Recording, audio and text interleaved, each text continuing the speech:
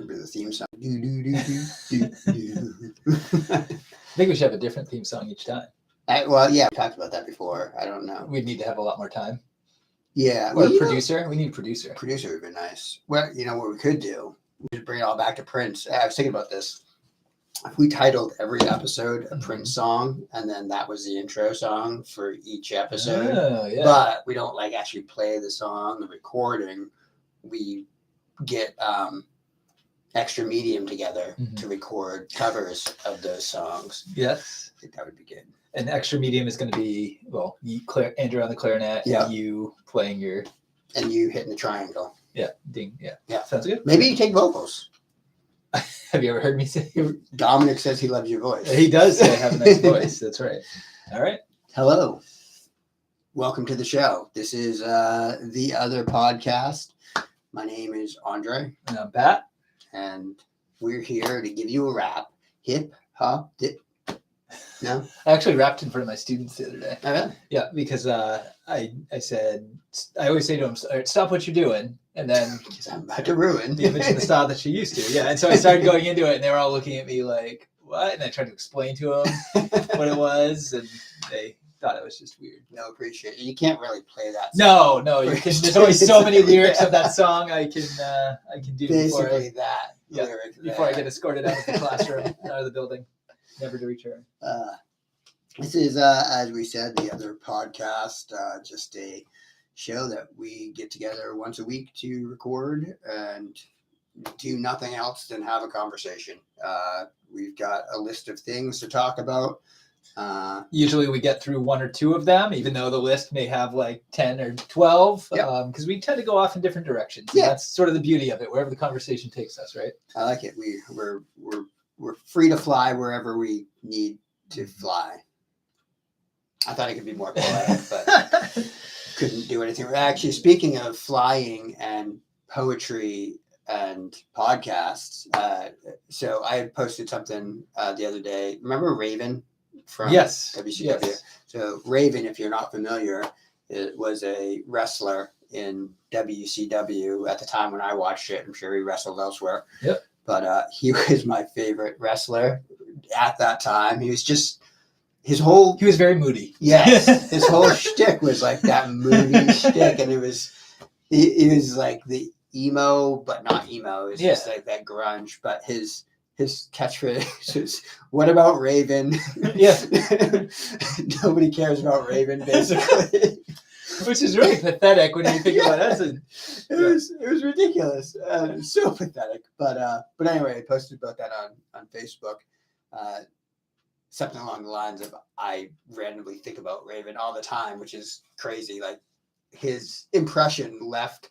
He did his job as a wrestler, as an entertainer. I'm sure he would be very touched to know that. I know. I'd love to reach out to him and let him know. But yes, one of my friends had responded to that saying that he had a podcast, I guess, the Raven Effect. So I listened to the first episode, which came out back in like 2013. Is it about wrestling? No, I didn't get too far into it. It wasn't a bad podcast. I was just doing other stuff.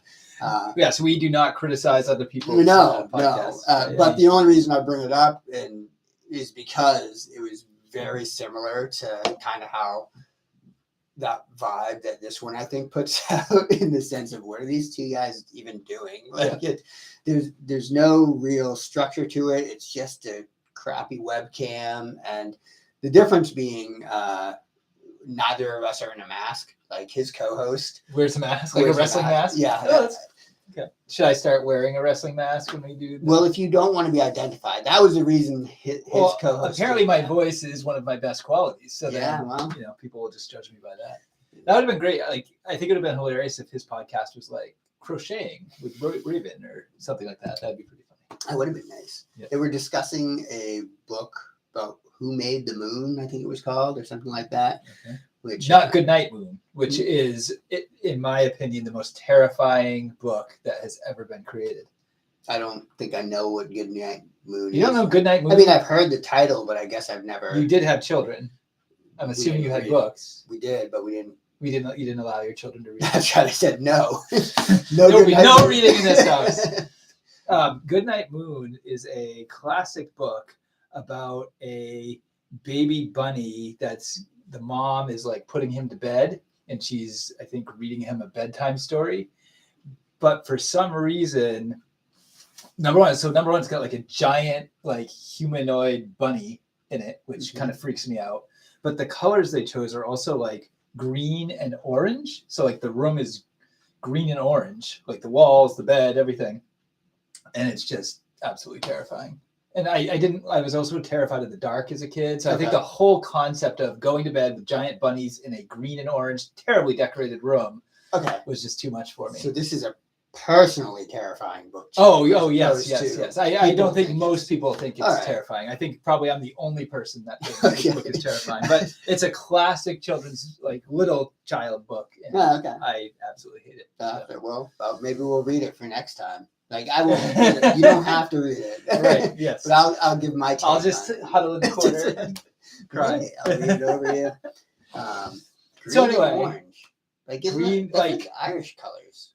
Yes, but like, not like subtle shades of green and orange. I don't know if there are subtle shades of them, but like, yes, green and pastel, I guess. No, like shades. Just maybe. But it's check it out.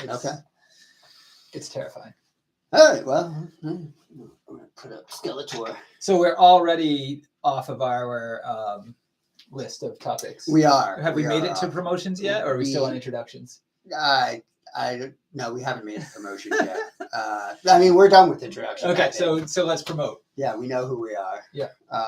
Promote. I'm just going to say milliondollarfist.com. Check it out. Yeah. And I am going to say that we are not sponsored by the FX Matt Brewery. I just want to make that perfectly clear. That's fair. I don't want them getting upset. We are also not sponsored by the IBC Network, which, you know what? I'll let you do the homework. What's it from?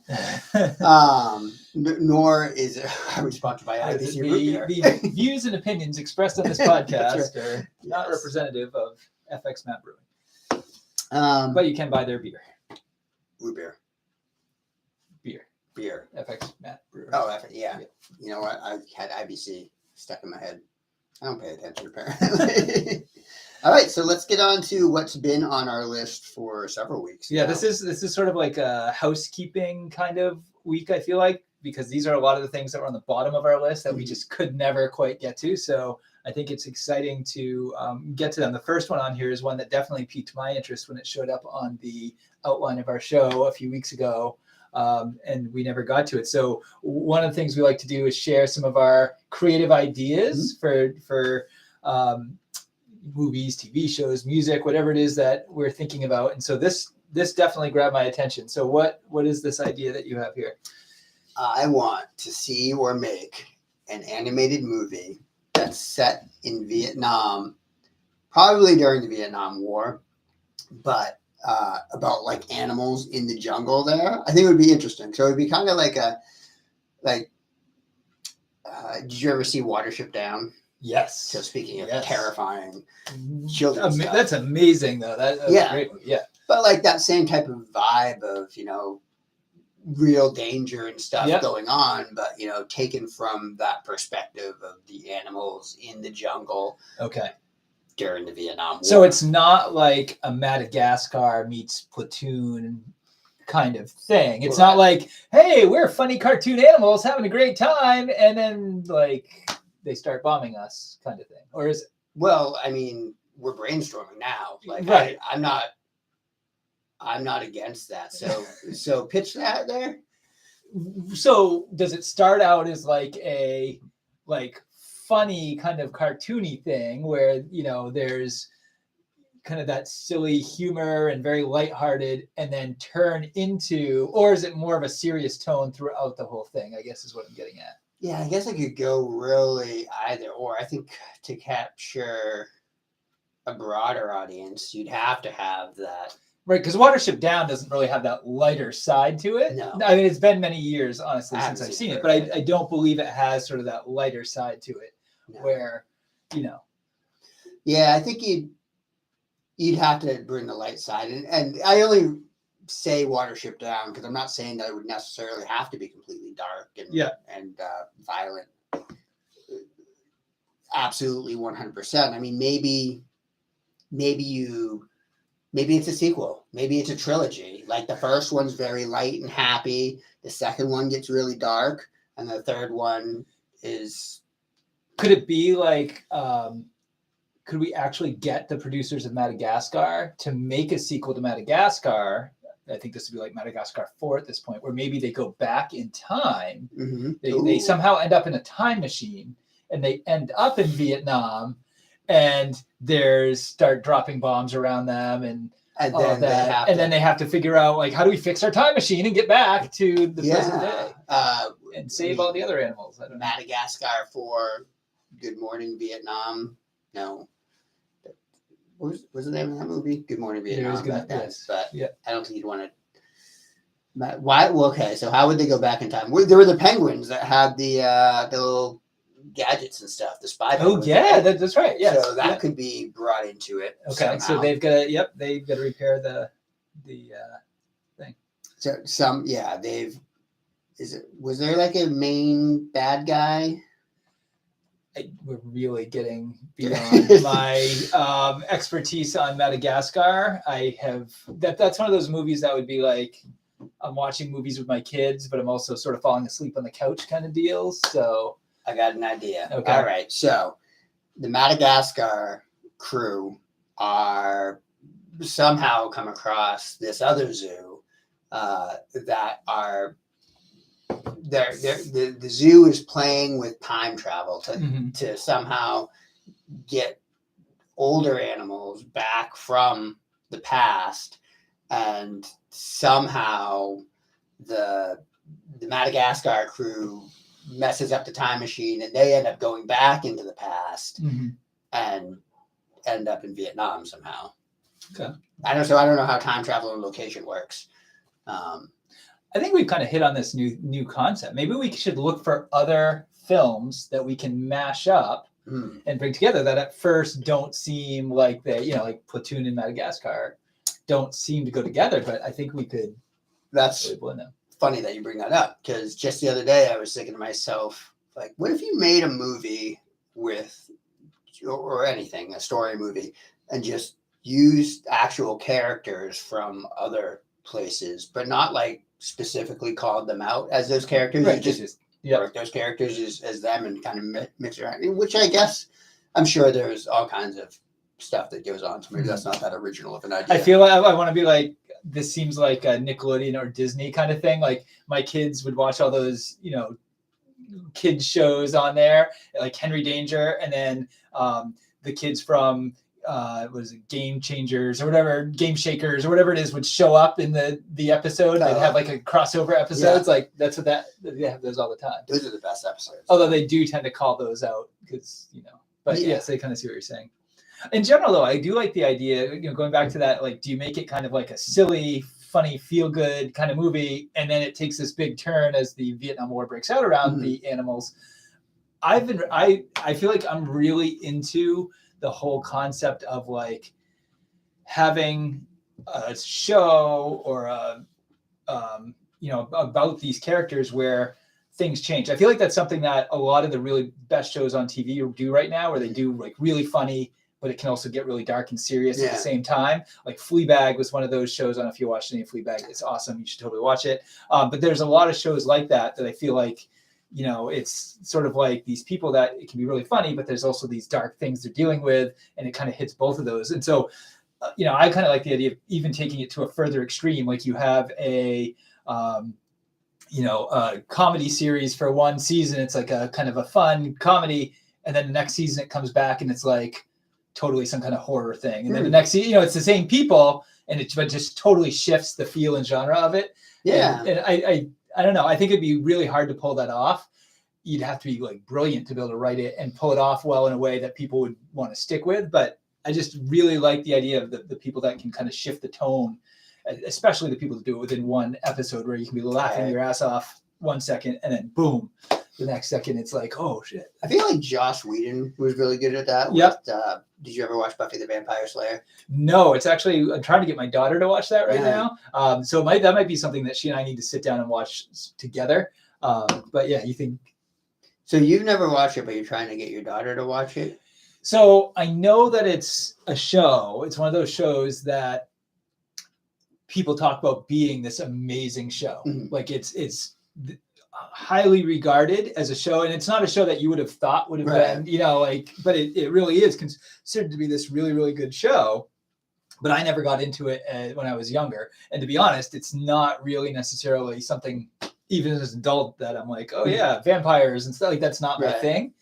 But there is part of me that's really interested in it. And so when she was looking for shows to watch, she was sort of in this weird area of like, kid stuff was too young for her. She's an 8th grader now. Kid stuff was too young for her. And some of the other stuff was a little bit, the content was a little bit mature for her. Right. And now she watches whatever. But like, I thought that would be sort of a good show that she might enjoy. Yeah. She was watching things like Riverdale and stuff like that, which again was a little on the mature side. But like, I kind of thought this might be something that would be a good fit for her. Yeah, that's why I was recommending it. Yeah, it's great. I recommend it to everybody watch it. That was one I didn't watch it as a kid. I actually thought it was as we were like in high school when it was out. It was just stupid to me. Like, just not interesting to me at all. Right. And then it wasn't until early 20s or so, or had to have been, because when I was living up in Orono, and Jeremy had like the entire series box DVD. Yeah. So he's like, you got to watch this. So I watched it and I was hooked. Have you talked to, by the way, Jeremy about his name thing? Yeah, I still got to reach out to him. And we had a teacher at work today that's been working with us for several years. Not today, yesterday. But she said yesterday at one of our meetings, she announced that we've all been saying her name wrong for like 5-6 years or something. And we're like, oh, I wish you'd mentioned it to us. But I think it's one of those things when you're new and people aren't saying your name right. And, it's hard to kind of speak up and correct it. But there was a guy at work who used to, it was hit or miss, but a lot of the time he would call me Jason, somebody else that worked there. And like, we'd be having conversations. Yeah. I'd correct him several times in mid-conversation. And eventually I just got to the point where I was like, all right, whatever. I know who you're talking Maybe that's his thing, though. Maybe that's like his power move. It's like, you can correct me all you want. I'm going to call you whatever I want to call you. See, that came to my head, which was another reason why I didn't correct him anymore. I was like, you know what? Fine. I'll play this game too. Yeah. Call me what you want to call me. At least it's like Jason. It's not like little bitch or something. Yeah, something really like insulting. But I don't know what he was saying behind my back. Right. Maybe he was. Yeah, maybe. So yeah, I guess that's the animated movie. And and the point is, like, you can, Watership Down's a great example, but you can use animation or comics to really touch upon pretty serious content. I mean, like, one of the most famous graphic novels is Mouse, which is about the Holocaust, and that totally does. Gumman's learning about the Holocaust now. Actually, we were just talking about that last week. They were, I guess his teacher. So this is coming from my kid, who I trust anyway, but I also understand that kids' perspectives and stories are a little bit different when they come home from school. But apparently they were learning about the Holocaust and in class, and horrible stories that go along with the Holocaust. And one of the students spoke up about being uncomfortable with it or whatever. And according to Dominic, his teacher said something along the lines of like, well, we don't have the privilege of being uncomfortable. It was something along those lines of basically like downplaying, or maybe not downplaying, but not addressing that emotion or whatever, and you're learning about something like that as I would have addressed it. I'm not a teacher. Right. I don't know. And I mean, the teacher's probably has taught that lesson several times over the years, and I'm not saying it's hardened to it or anything. Yeah. But I think I would feel that there ought to be a little bit of empathy towards the students and handling it a little bit differently than saying you don't have the privilege. And I guess the point is, like, it can be really challenging to hear some of these things that happen, but if we don't hear them and don't know about them, then we don't realize how awful it was, and that history can then repeat itself. We need to know about it and how awful it was in order to prevent it from happening. However, you can address that in a much more delicate way than being like, tough luck, you need to, right. So I think that's, kind of the idea there. But yeah, I probably would have, excused the student and said, okay, and then let's talk about it after and why it's uncomfortable to hear this and why it's important. And, maybe involve your parents in that discussion and have them help talk you through. But yeah, there's ways of. Yeah, I think that's it. I was thinking about it afterwards, like the next day, and it's kind of like when you have, how you get like emotions tied to things. And so like that, obviously there's the emotion that comes up with like discussing the Holocaust or whatever. But then you tie that into like that anger that probably boils up with the teacher at that point. And then so as a kid, you're kind of mixing a bunch of emotions together, and then that school setting, that class, and it's no wonder that a lot of kids are like, oh, I hate social studies or I hate math or whatever, just because some of those emotions that get tied to it that go through. But anyway, another side topic. Yeah, we're good at those. Next thing on our agenda is Taylor Swift and Kanye. And so if you are a frequent listener of the other podcast, you know that I brought this up the other day. It was on my list of things to talk about. Andre always has you always have a wealth of topics, things you want to talk about. I don't. So I usually sort of crowdsource mine. And so my daughter had suggested Taylor Swift and Kanye. She's very worked up about the feud, which I thought had been resolved. Apparently Taylor has reignited that feud. But as I was telling Andre before we came on the show, I am going to refuse to talk about this topic. Number one, because I don't really care about it. But number two, because I've been trying to get my older daughter, to make an appearance on the podcast, especially since Dominic was on here last time. And so I have told her that if she every time I come home, she says, did you guys talk about Taylor Swift and Kanye? I said, nope, if you want to do that, we will have, you can call in. You don't even have to come over to Andre's house. You can just call in. You can update us on it and tell us all about it. And so far she is not quite there yet. So she also suggested that we talk about why TikTok is awesome. And again, I don't think I care about that or agree with that. But I did say that if she came on, she could try to convince us why we should be big fans. And maybe you already are of TikTok. Okay. So anyway, those are topics we can reserve for when Maddie comes on the show. Yeah. My family are big fans of TikTok. My wife, I hear TikTok all the time. But I have an account and I've used it, but I do not have a TikTok account. All I know about TikTok is that all of my fourth graders are constantly saying things from TikTok and like annoying sounds and doing other little things from TikTok. And it drives me insane. So I am very like, no TikTok. Yeah, I would love to hear what is so great about TikTok. All I know is that China is taking all our information through TikTok. Right. So, I mean, maybe we can talk about that. Yeah. So anyway, I know anybody listening, you're on the edge of your seat waiting for the latest in the Taylor Swift, Kanye, Kim Kardashian saga, but you need to start sending some fan mail demanding that Maddie come on the podcast. This comment actually goes out to Maddie right now, just because you had said that Taylor had reignited the feud.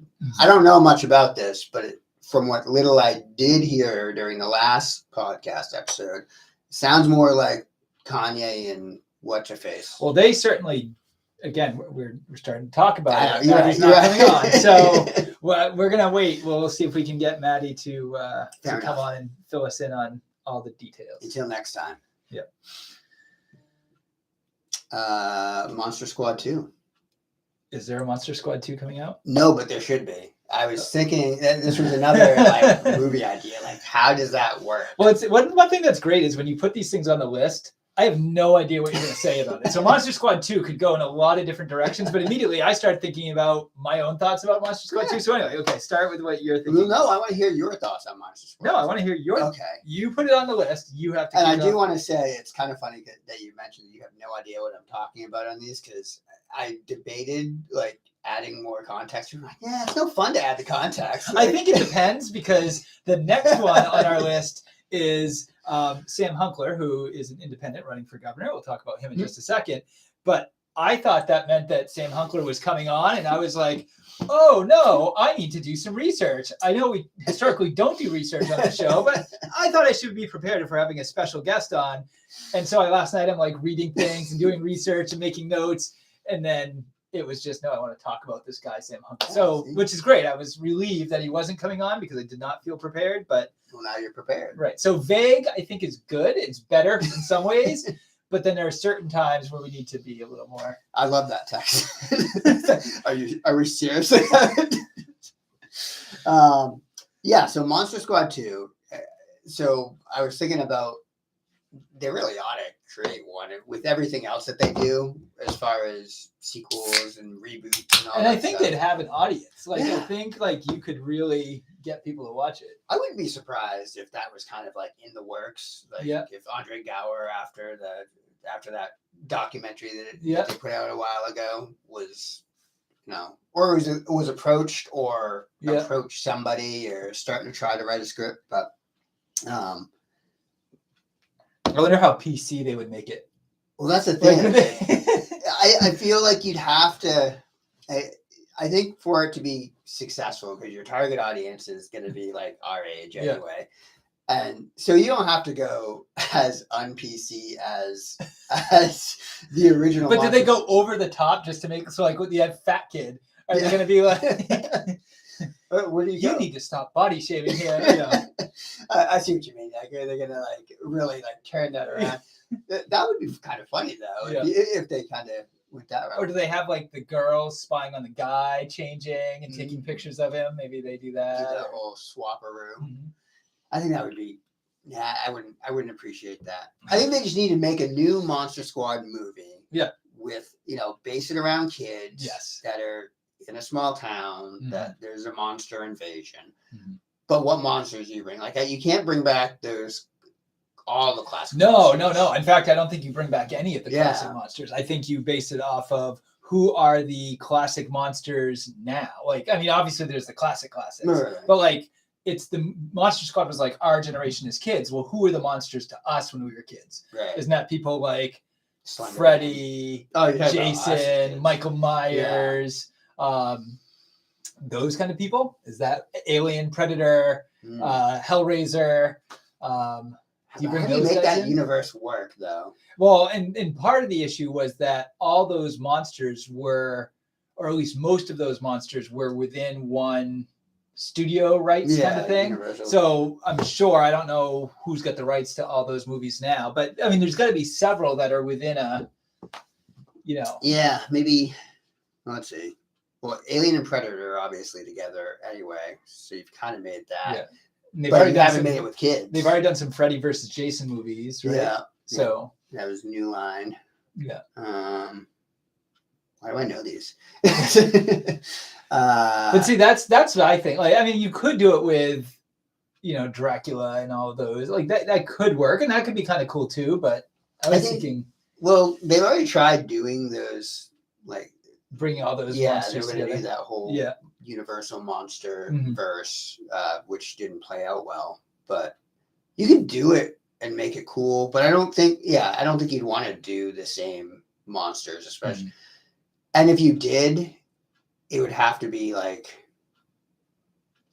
almost a spoof, a parody at that point. Yeah. Because really, those monsters compared to like, think of what kid are Slender Man, Five Nights at Freddy's, and all those like really. See, now that would appeal to kids. I guess so. I think part of it too has to be your target audience. Mm-hmm. So if you're looking for a movie that's targeting kids or like teens, you're talking bad guys like that. If you're looking for something that's going to appeal to people my age, you're probably not going with Slender Man and Five Nights at Freddy's. Right. Because I know who they are, but I'm not going to have any interest in those. Right. Well, yeah. We had crappy monsters though, like as far as, because we didn't have monsters. We had slasher, like serial killer. Yeah, that's what I was gonna say. So, all right, Hannibal Lecter, Kevin Spacey from Seven, maybe just Kevin Spacey. Just Kevin Spacey. Yeah, you go like that. I don't know. You could do. I don't know who else you'd do. So, okay, so let's say you get those together. So Jason Goes to Hell, or Freddy vs. Jason was basically in hell. Yeah. Like, so that's how that whole thing played out. But now they'd be back on Earth teaming up. Right. To, like, in some small town. And who would lead that? Right. Well, that's part of the problem too, is that Dracula was clearly like the alpha in that group. And I don't know who, I think these guys would all compete. I don't think there's anybody that would willingly. Are there any like monster bad guys from our time that was like a necromancer or I mean, it wouldn't even have to be like a famous person at that point. You just have somebody that's like raising, that would be the ultimate bad guy. Yeah, the ultimate bad guy. I'm gonna have to do some thinking on this. Oh, Pinhead from Hellraiser, I guess. Maybe. Is he popular enough to? He's pretty popular, like in a subculture popular thing. Okay. That whole Cenobite thing. That's real creepy stuff. Puppet Master.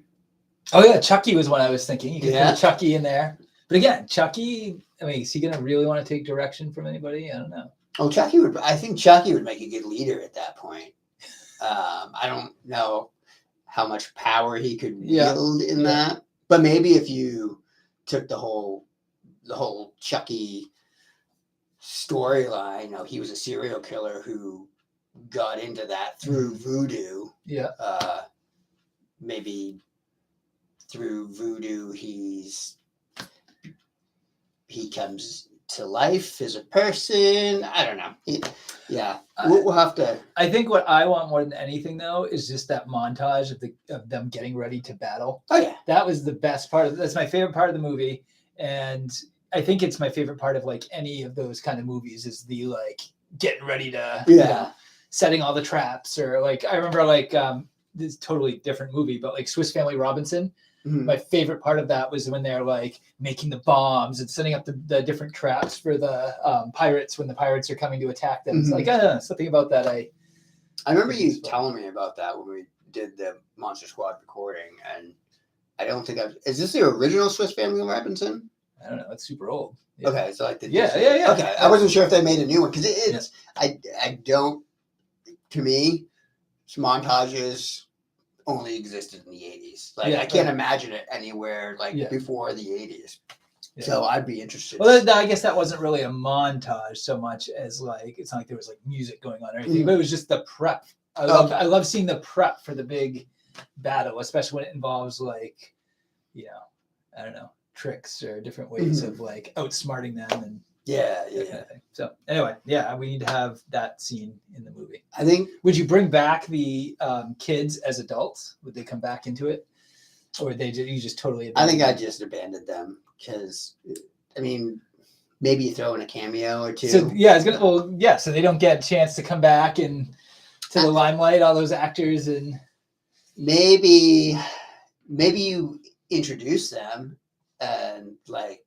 It starts off where it looks like they're about to like win or whatever, and then they die.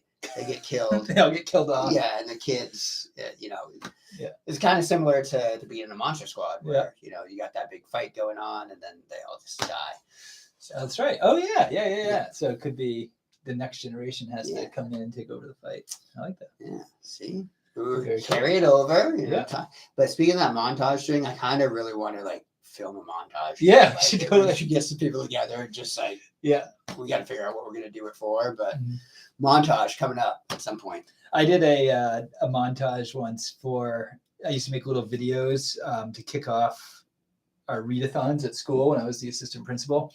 And so one year we did an Olympics theme one. And so the whole idea was that I was training for the readathon. And so I had my kids help me with a montage. We had like the music going. And so I was doing things like, there's one scene where I was doing pull-ups and I was reading a book. So they were one-handed, and then I had to stop and turn the page, but I still kept going up and down. And then it like was me running down from my house in Portland. So my alarm goes off and I get up and I start stretching, and I had you remember the Olympics outfit I showed you when we were going to go. So I had that on. That's what I got that for.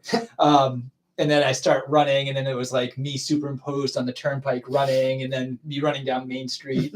So yeah, it was fun. You guys got the video editing and all that stuff down there. It was very primitive. As we established beforehand, I am not, even though I think I'm pretty good with technology, apparently, according to my children, I am not. So you better than I am. I don't even edit stuff. So. Yeah, so there you go. Again, we need a producer. That's right. Or can we at least get a fake producer? Maybe start talking to somebody off camera. Yeah. Like we have a producer. Yeah, we can just put a little dummy over there. Yeah. And we can like verbally abuse, like, why can you do, play the music?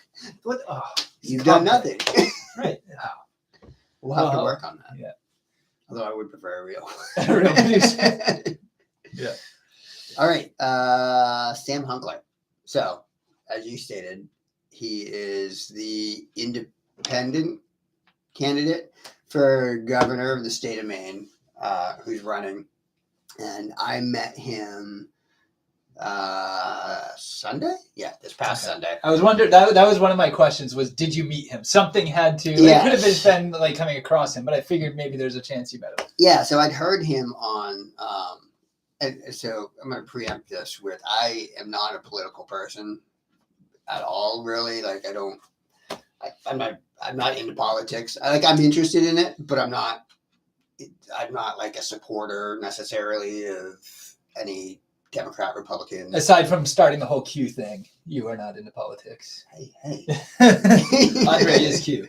I watched, did you watch that documentary on HBO? I did not. The show.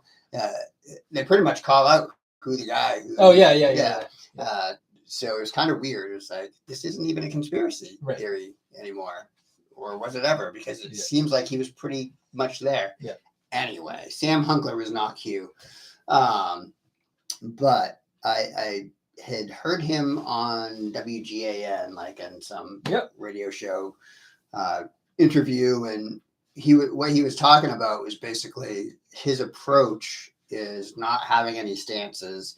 And the thing that really got me interested in what he was saying was he said something along the lines of a lot of people, a lot of voters go out and they want a savior to like come in and fix everything along the way, but it's really not up to the government leaders to do that necessarily. He was talking about community stuff, which is what $1 Million Fist is my idea for that has all been about. So I was like, oh, this is really cool. So I just shot him an email saying, man, check out $1millionfist.com. Maybe you think it's cool. And he shot me an email back saying, yeah, that's right up my alley.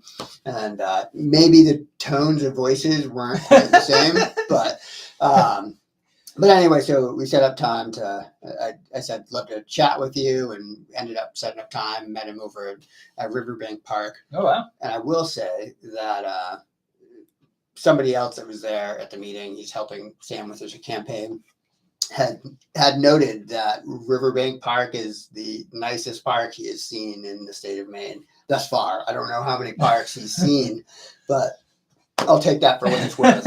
Westbrook, we did it. Yeah. But yeah, so I had a good conversation with him and the other guy. I'm trying to find out his name right now. Josh. Yeah. And it was a good conversation. We just, chatted about what he's running on, which is, it's a very, if you look at his website at all, I think he said he's trying to run it for under $5,000. Yeah, under 5,000. Yeah. All self-funded. Yeah. And I've heard him on a few shows and stuff. I invited him on to come on this show at some point, or we've been trying. Did you tell him about our huge listener base? I did say that it's not a big podcast, but I'm more than happy to have you on and have a conversation. But it was really interesting, for me to just like talk to some politician that's running for something. That he left me with a bunch of pins and cards. So feel free to take a couple of those on your way out. Yep.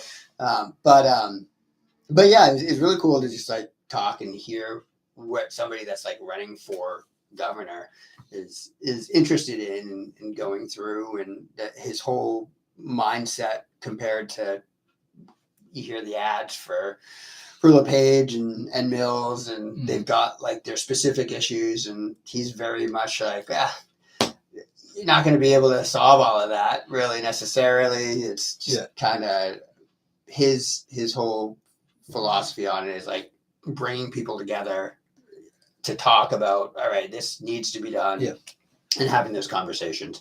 He's not claiming to have the answer to everything. It's the most honest approach I've seen from anybody.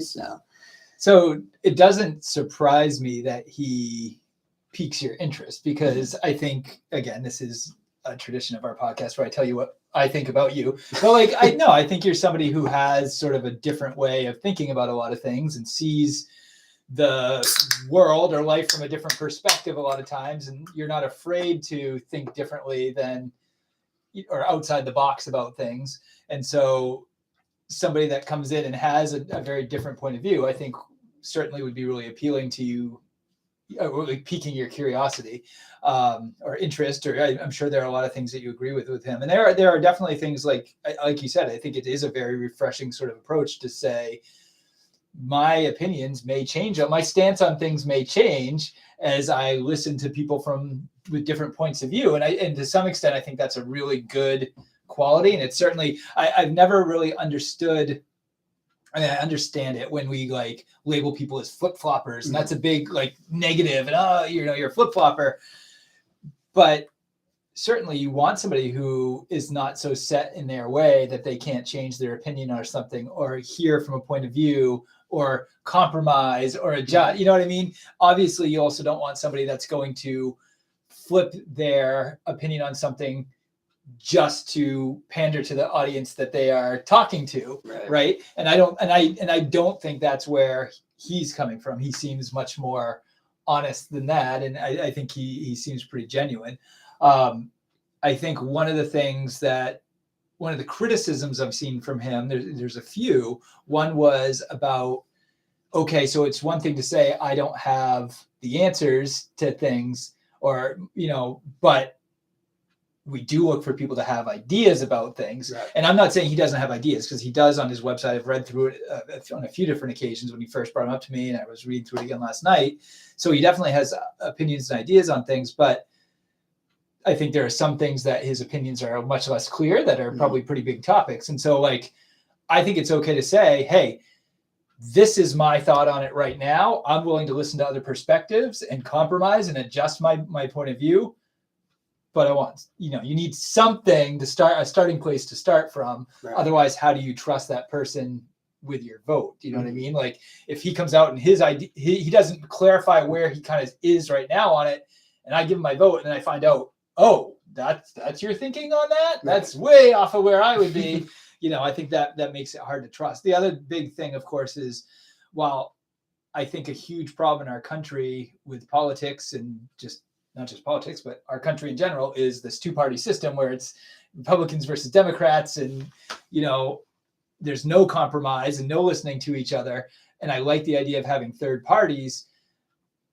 There's also the fear that having this independent candidate is really going to basically, throw it in one direction. He's not going to win. Like, right. We know he's not going to win.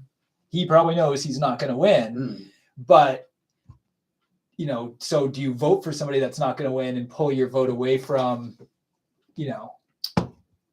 somebody else? And that's the biggest criticism. And right now it's, I think it's mostly, and he's even said it's people that are Mills voters who are afraid that he's going to pull the election in LePage's direction. And that's what we saw with Cutler the last time LePage was elected. Right. It was Cutler basically, if he wasn't there, I think the polls show that it definitely would not have been LePage. And so a lot of Democrats or liberal leaning people are worried about that.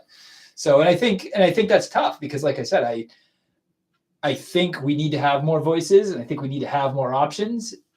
But at the same time, I certainly have candidates I don't want to win, and I share that same fear. And so I don't know how to feel about that. Yeah. But and that's a good point because it kind of turns into that. At some point, I think whoever, like whatever third party is running, whether it be Sam Hunkler, whether it be Elliot Cutler in the past, or whoever comes down later on. And we've certainly in Maine have, like, Angus King was an independent, was our governor. So we do have a history of having some independents that could break through and win. Right. But I think what really at this, especially now where there is like this major division that's like very easy to see between huge polarization. Yes. Is somebody needs to come around and figure out how to run that campaign, run these campaigns, because something's missing, obviously. Like, I don't know what it is, where maybe whoever the independent message gets drowned out somewhere along the line, just because maybe it's you talk about ads and stuff, but really,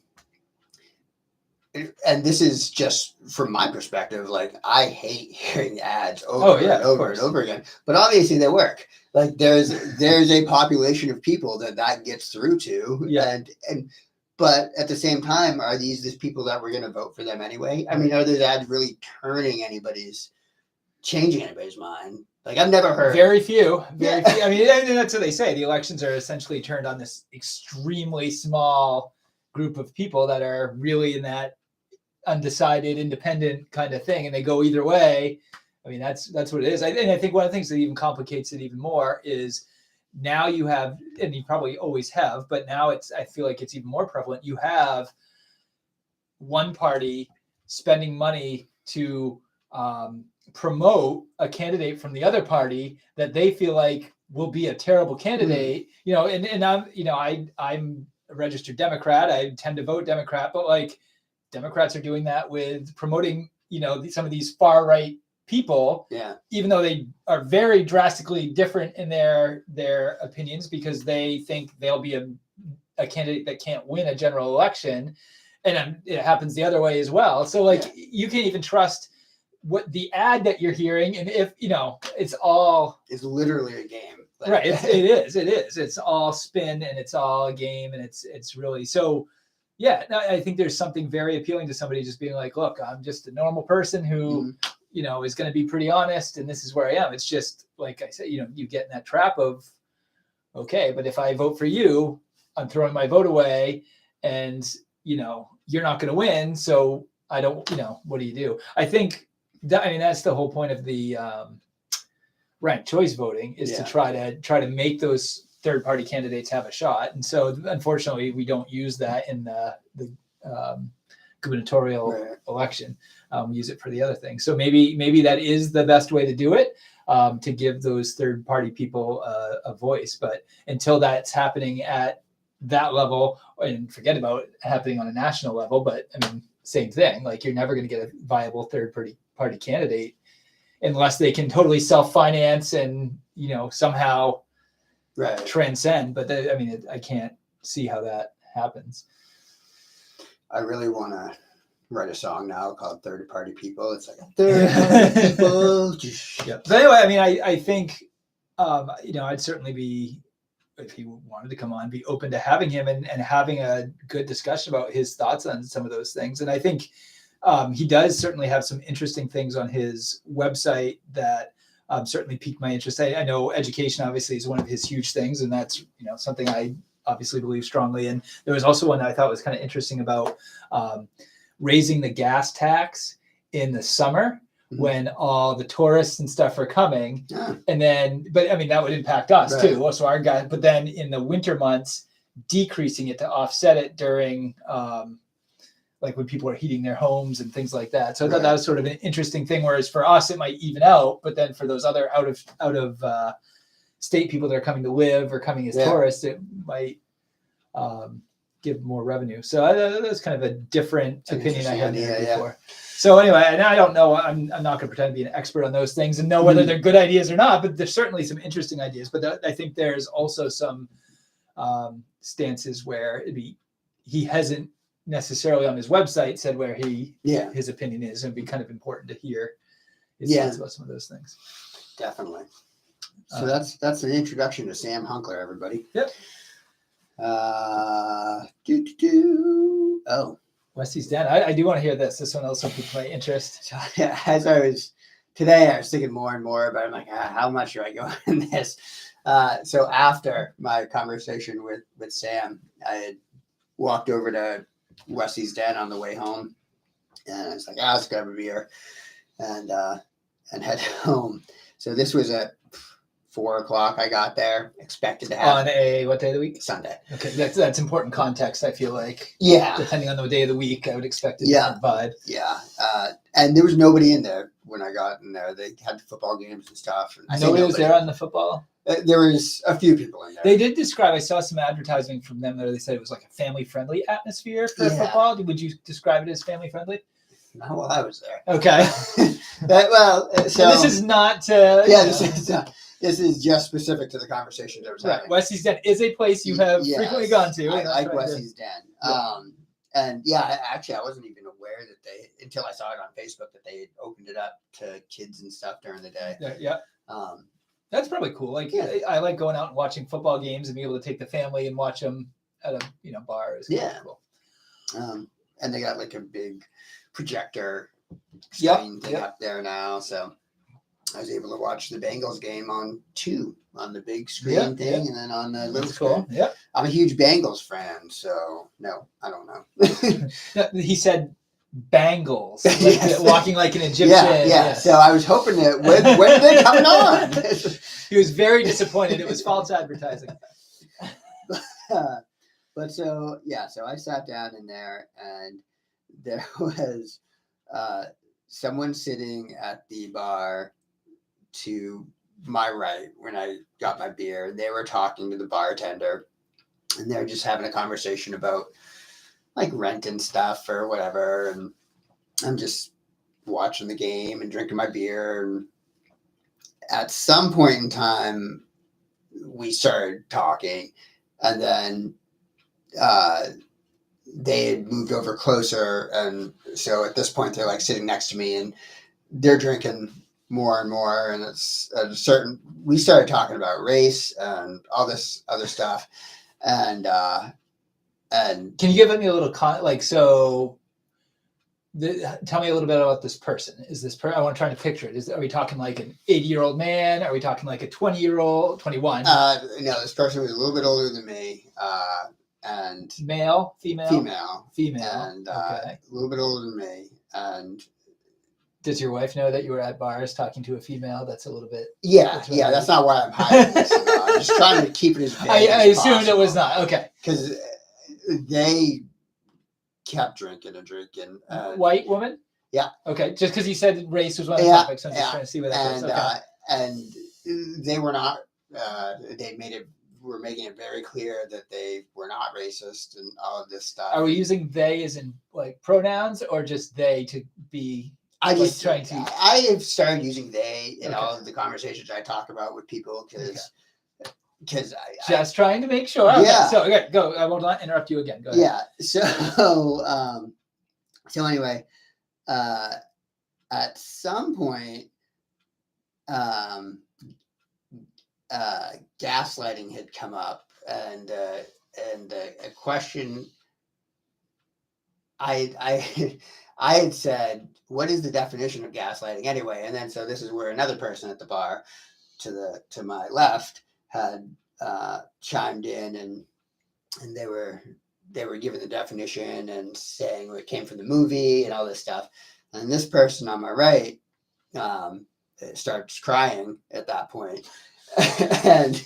and they were pretty drunk at this point, I think. And then the person over on my left had a 9/11 shirt on at some point, and they're talking about they used to be an EMT and they'd gone down to 9/11. It happened to be on 9/11 this past Sunday.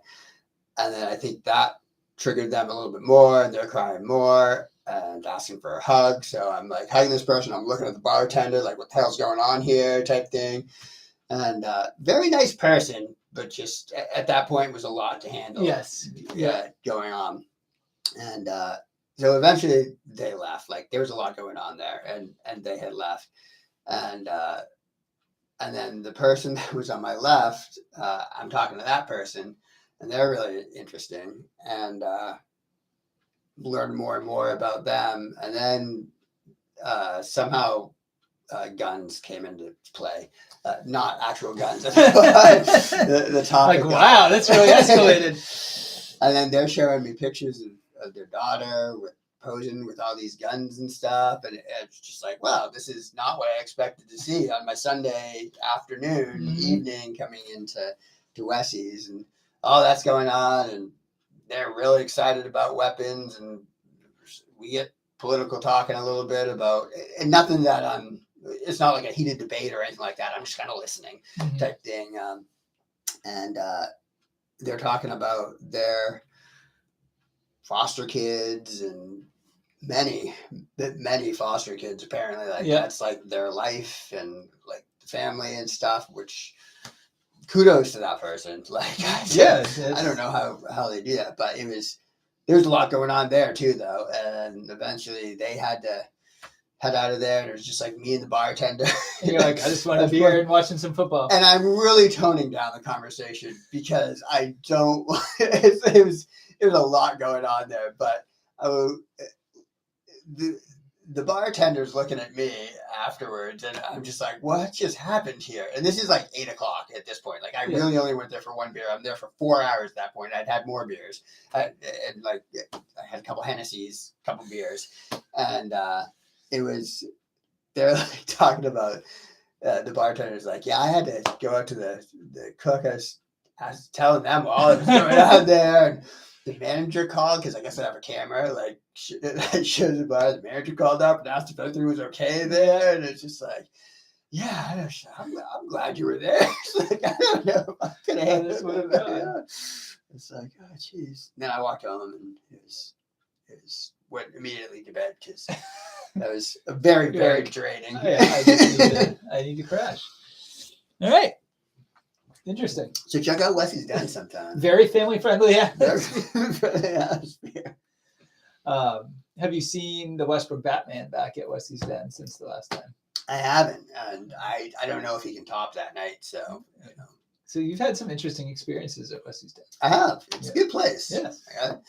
I mean, running into people who have had too much to drink and are a little emotionally unstable can happen at that can happen at any bar. I mean, many places. You could go down to the other bars. I don't need to off the top of my head. Fajita Grill. There we go. You can go to there. What's that one? Stockhouse. Yeah.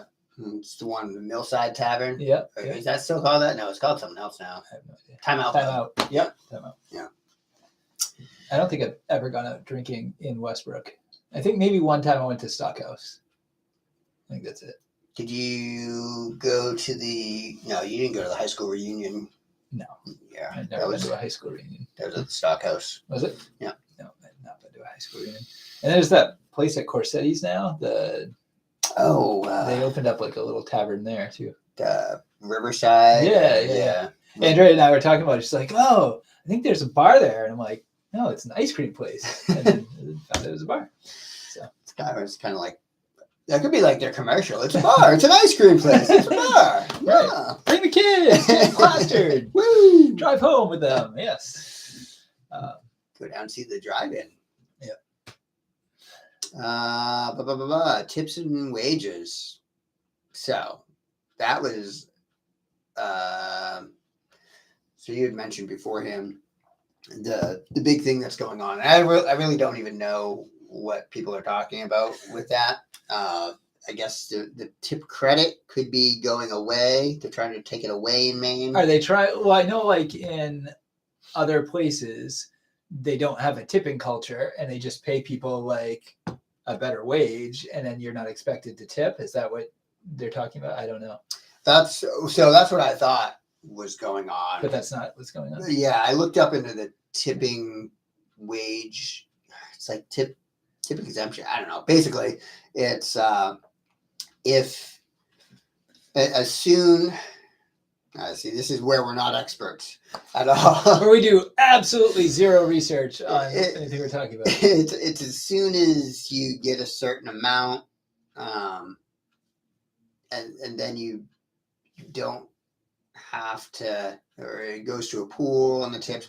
I don't know. I don't really remember what I looked up, but what I did want to talk about though was what you had said, in that sense of like, I don't understand why we can't shift, or why it would be a bad idea to shift from the tipping culture into just paying servers a good wage and calling it good at that point. Because I don't know where, I mean, do you think that servers would make less money if they were paid? I think so. In some cases, that's definitely the concern. So a lot of the times where people, and again, I obviously need to do a lot more research on the topic, but I think a lot of times some of the people that are against it are the servers themselves, because they have the opportunity to make more money through tips than they do through increasing the wage. I guess it obviously would depend on how high the wage went to. And then the other thing that would happen is that right now we're paying the tip. It's coming directly from the customer. And so if it's a higher wage, that's going to come from the business, and all that's going to result in that is they're then going to raise their prices to offset that. So either way, that's fine. It doesn't really save us as the customer much money, which is fine, but right. But I'm not looking at it from the customer point of view, right, because yeah, you're going to pay more money. Right. You essentially want these workers to make sure they have a living wage, right? And so. That's the thing. Like, are they getting so if somebody's making, I don't know, $100, and I don't know what a good tipping night is, but like if how many jobs have you had where you got tipped? One 2 night working for the Pizza Dome. Yeah, there was that, and then hey, I did that, and then I worked a ground round. You worked at Ground? When the hell did you work at Ground Round? Back when I was in South Portland. I was seriously? Yeah. I did not know that. I didn't even know we had a Ground Round around still while you were working there.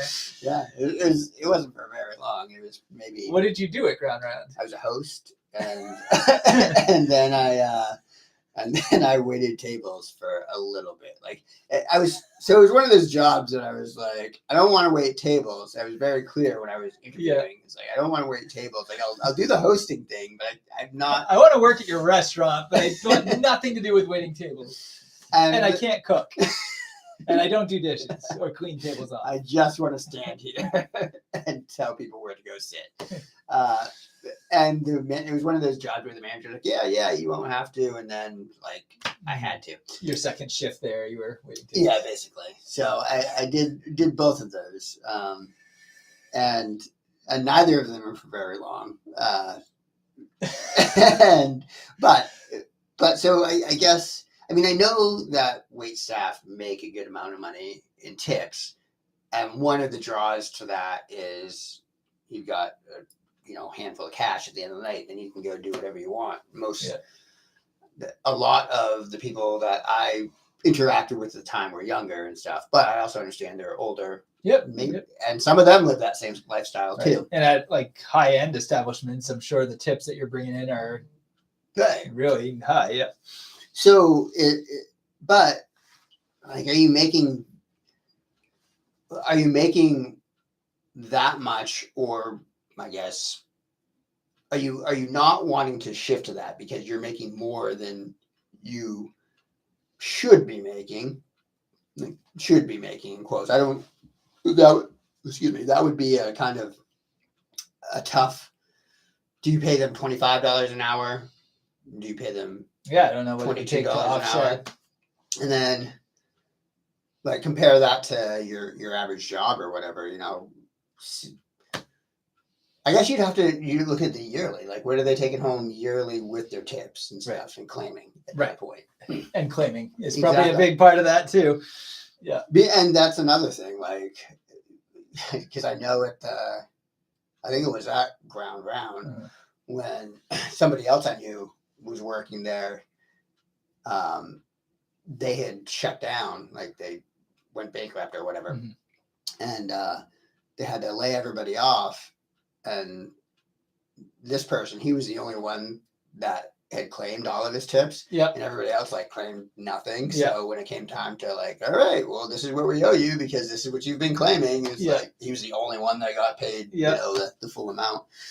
But you know, that's whatever, taxes, who cares about that? But I don't know, it's just, I don't understand the fear in it, like from the wait staff. So it sounds like a topic that we probably need to explore. This might be one we actually have to like do a little reading about or look at online and get information. I have to talk to the wait staff people and and say how much. Next time you're at Wessie's, talk to the bartender there and say, hey, how much do you make? Let me ask you, what do you feel about tips versus, I mean, a bartender probably rakes in pretty good tips generally. But, you know, from a business perspective, though, like if you've got somebody that's raking in that much in tips, chances are you're raking in a pretty good amount of business, so they're worth that money that you're paying extra. I do want to learn more about that tip wage thing. Let's do that. All right. Patents. Oh, yeah. I just learned about the patents, how it's the first to file now. Like, I had no idea.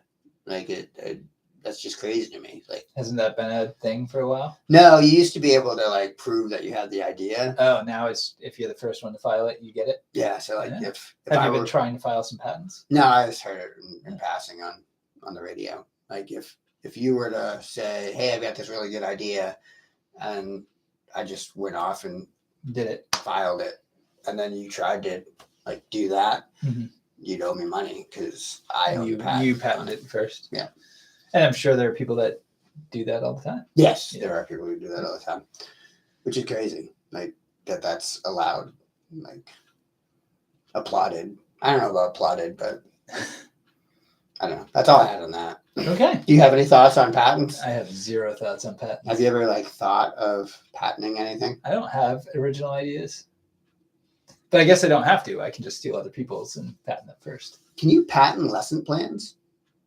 Well, you can certainly, I would think yes, because there are tons of companies that publish lesson plans. There's also things called like teachers pay teachers has become this big thing where it's teachers who make units or materials or lessons, and then you can go on and buy them for however much the person's selling them.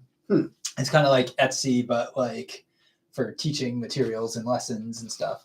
And it certainly does kind of come in handy. And I'm sure there are people who almost, make a pretty good side income doing that. There are certain people that have tons of stuff on there, and you're like, how do you have the time to teach and develop all these things? So at this point, they're probably, sort of developing materials. But yeah, I mean, you can buy, anything you publish, you have copyright. I don't know if it's quite the same as patent, but you can have copyright of those things. I guess the copyright just means you can't copy it. You have copy to it pay and them. sell it. Right. You can't make money off of it. Right. Well, and these things, when you buy them, they'll say you can't share them with other people. You can't, So what are they even being put out for if they're lesson plans? Right. So you can purchase them to use yourself, but you can't share it with the rest of your school. Share it to somebody else, right? I can't make it. Well, I'm going to put this in a shared folder, and you guys can all print off copies of it. Right. Gotcha. Although I will say, not that I or anybody I know does this, but I think in general in schools there is tons of copyright infringement going on constantly.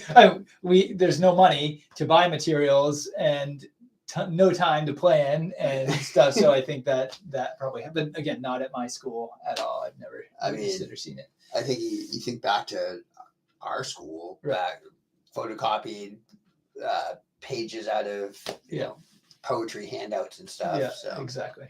It's certainly been going around since the mimeograph was around. Yes. Yeah. That patenting school stuff is kind of a good idea. Developing stuff. How do you even?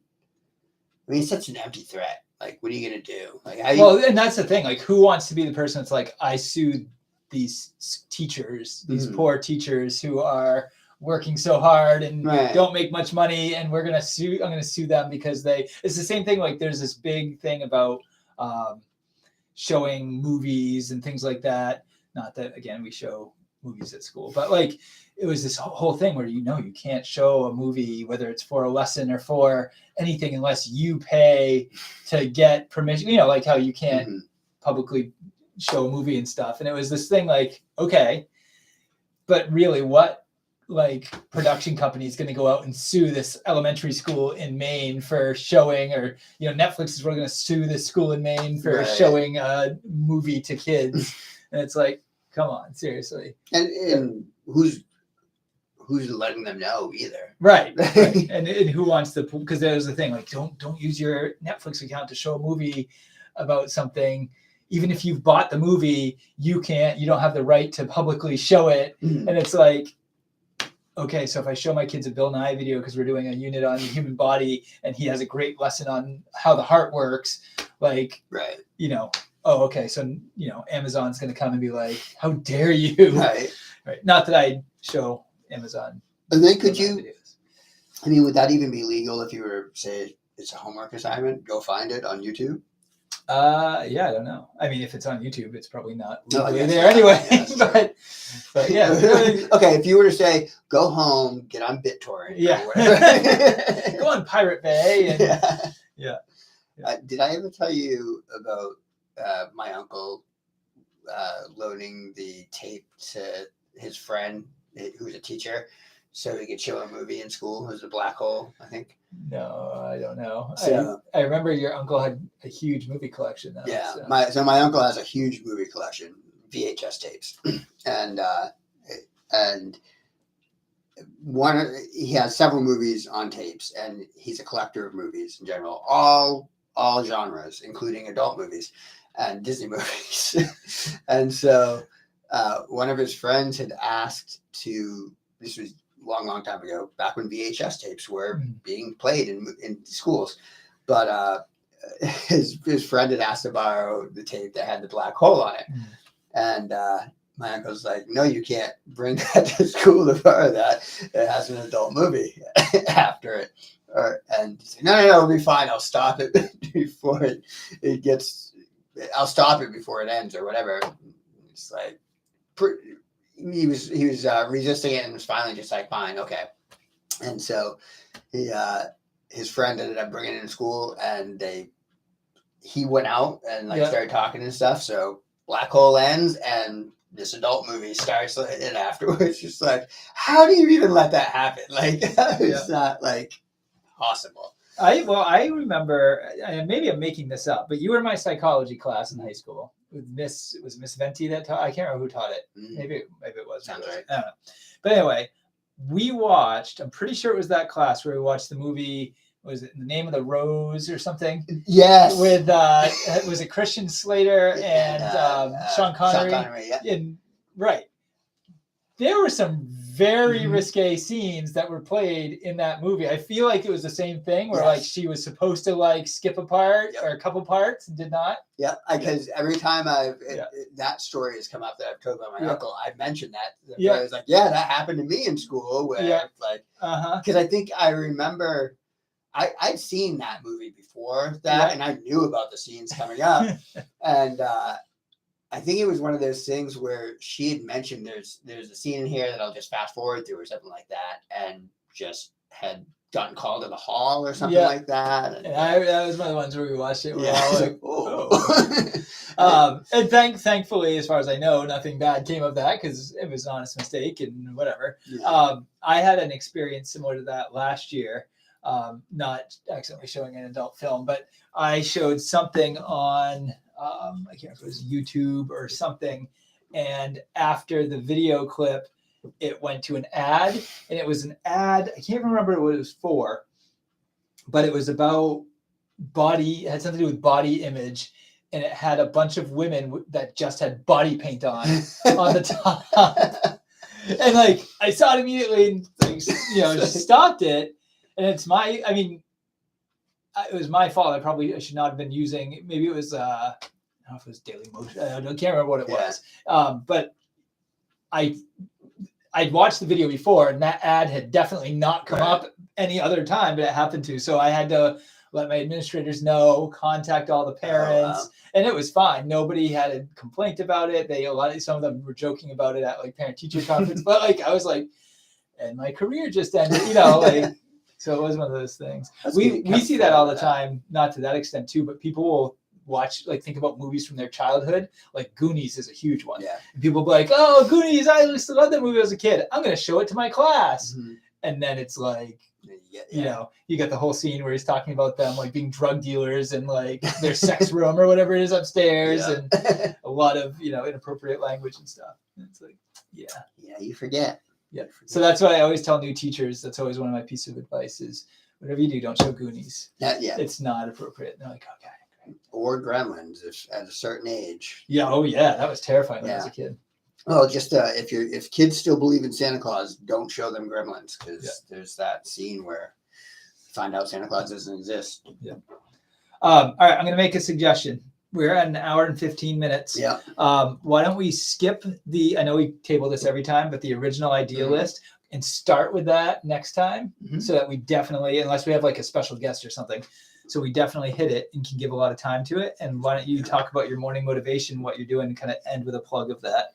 Yeah. So my morning motivation, I'll do that after. Basically what I've been doing is for the past 4 days now, tomorrow will be my 5th, just getting up, doing a workout and recording it. Where are you doing the workout? Over at Centerpoint. Okay. I'm going to be teaching classes there. Actually, there's... Oh, you're starting again? Teaching? But just doing like a movement class. If you dig underneath that spiral notebook, there's a flyer. Yeah, there you go. I made up some flyers today that I gotta bring over there, and I put a thing up. But basically, I've decided on movement mentality is going to be the name of the class. Yep. But it's just going to be a beginner movement class in getting. I think there are a lot of people who want to be active, and I know when I was teaching martial arts, there was a lot of people who wanted to do martial arts, adults I'm talking about primarily, but they were intimidated by it. There's kind of a lot that goes into it. You got to go into these stances. You don't know if you're going to be like hitting people or if you're going to be good, whatever. And some people just aren't comfortable with their bodies in general. So like this, what I want to do is put together a class where you just get used to your body, like simple movements, flexibility, working on posture, breathing, and working as a group, but also working on the things that people are individually interested in working on. So if you were in the class and, we're together, we're stretching a little bit and, hey, I got my hips tight or whatever, through that group setting, and I can work with you, come up with some hip exercises that we can all do together, because there's probably other people who have hip problems there. Simple things, doing that. And then there's also not even just stretching and mobility, but there are some people who aren't comfortable sitting down and getting up, working in a way so that people are comfortable doing that. As we get closer to like winter time, it gets icy and stuff. Yep. Getting people not necessarily learning how to fall at this level, but at least getting people comfortable with being on the ground, so it's not such a scary thing. And also just it's a fun way to move. Yep. And a good way to move and keep your blood going and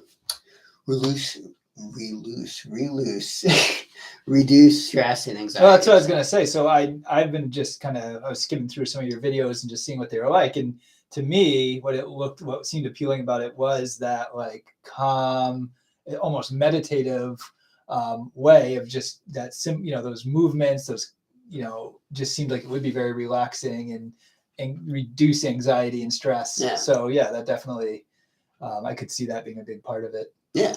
As well. And I want to, this is a beginner level. What I want to end up doing is building up to be doing like handstands and stuff. So that's like not beginner level. That's something I can't do right now. Yep. But I've got a friend who's been into calisthenics and body weight training and circus type stuff for years now. So I want to work with him on that kind of stuff. But yeah, so this morning motivation thing has just been me kind of getting in the habit of. So you're getting up, you're going over there, and you're filming yourself doing some of that. Yeah. Yeah. So very cool. Check it out. Also on the channel. When are you hoping to start that up? It's going to be November. Is going to be when they're regularly starting. Yeah. I hate that word. But I may, depending on if I get any feedback, because I'm going to bring these over there tomorrow probably, and they've got something on the screen there, just advertising a little bit here and there. And is that who you were doing martial arts through before? Yeah. Is that how? Okay, so and you've done some work with them and stuff. Yeah. So I used to go there as a student, and then I taught there for several years. The kids classes, some of the adult classes. Good place. Yep. Great. All right. So we're ending with a little promotion as well, giving people a sneak peek of what you're up to, and then once we get further in, you can plug it again once the classes are starting up. Yeah, well, you'll have to come and do a class, or maybe not even a full class. We'll just do you want to get up at 5 a.m? Probably my alarm goes off at 4:30 in the morning, and then I immediately start getting ready to go to school. So getting ready for school. Yes. At that point, yeah. So. So yeah. All right then. So we will wrap it. All right. Until next time. Thanks for watching. Yep. Bye-bye. Wrong one. We're going to get smoother at the starts and ends. You know what's funny? I almost grabbed the mouse too. And I was like, no, that's not it.